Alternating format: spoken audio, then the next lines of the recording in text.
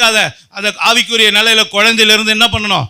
பாலகனா மாறணும். பாலக நிலையிலேருந்து வாலிபனா மாறணும், வயோதிபனா மாறணும். ஆவிக்குரிய நிலையில பூரணத்தை நோக்கி பழுத்த பழமாக மாறணும். ஆனா இன்னும் நம்ம குழந்தையாவே இன்னும் ஃபீட் பண்ணிக்கிட்டு இருக்க ஆளாவே இருந்தாதான், அவர் பிட்டு கொடுத்தாதான் நான் சாப்பிடுவேன், அவர் ஊட்டி விட்டாதான் நான் சாப்பிடுவேன்னா, நாம எம்மா ஊர்ல தான் இன்னும் இருக்கோம். எம்மா ஊர்ல தான் இன்னும் இருக்கும். நமக்கே தனிப்பட்ட முறையில் ஒரு வேதத்தை தியானம் பண்ணி ஆவிக்குரிய வாழ்க்கையில் சரியான பாதையை செலக்ட் பண்ண தெரியலன்னா, நாம் டிசிஷன் எடுக்க தெரியலன்னா, நாம் இன்னும் எங்கே தான் இருக்கோம்? எம்மா ஊரை நோக்கி தான் போய்கிட்டு இருக்கோம். என் வாழ்க்கை என்ன யோசிச்சு பாருங்க. இன்னும் ஃபீடிங் பண்ணிகிட்டு இருக்காங்களா? இன்னும் யாராவது ஒருத்தவங்க சொன்னது, ஆமாம் பிரதர் கரெக்டு தான் நீங்கள் சொல்லுது, சிஸ்டர் நீங்கள் சொல்லுறது கரெக்டு தான். இல்லைங்க, அட்டைப்பூச்சியா நம்ம எப்பவுமே ஒருத்தவங்களோட உறிஞ்சிக்கிட்டே இருக்குது. தனித்துவமாக தெரியணும். அல்லேலூயா.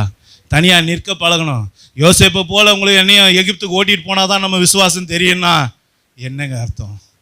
இல்லை பாபிலோனுக்கு தானியேலையும் ஆபேத்நேகோவை கொண்டு போனது போல தான் அவன் விசுவாசம் அப்போ தான் தனியாக தெரிஞ்சது பாருங்க. அந்த மாதிரி தெரியன்னா ஓட்டிக்கிட்டு தான் போகணும். யோசிச்சு பாருங்க, ஏன் இந்தியாவில் இந்த ஆட்சியெல்லாம் வருது சொல்லுங்க? ஏன் வருது?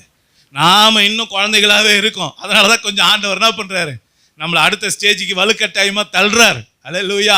இன்னும் குழந்தைகளாக இருந்தால் எதிர்காலம் மோசமாக இருக்கும். அல்லேலூயா.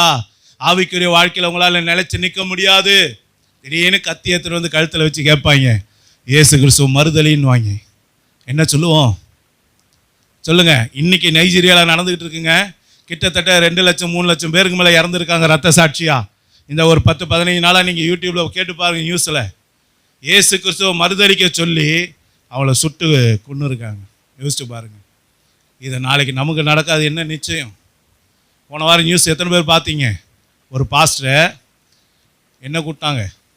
சாணி கொடுத்தாங்க. என்ன கொடுத்தாங்க? சாப்பிட்றதுக்கு சாணி கொடுத்தாங்க. எதுக்காக? அவர் இயேசு கிறிஸ்துவ ஆராய்ச்சிக்காக. நமக்கு என்னைக்கு நடக்க போகுது?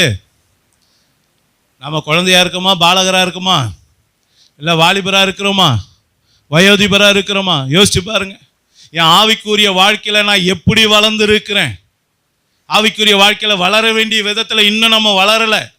புத்தி இல்லாத கன்னிகளை போல இன்னமும் நான் வருகைக்கு ஆயத்தமாக இருக்கிறேன்னு சொல்கிறேன். ஆனால் நம்ம தீவெட்டி இன்னும் ஒன்றுமே இல்லாமல் தான் இருக்குது. என் பாத்திரத்தில் இன்னும் ஆயில் இல்லாமல் தான் இருக்குது. யோசிச்சு பாருங்க.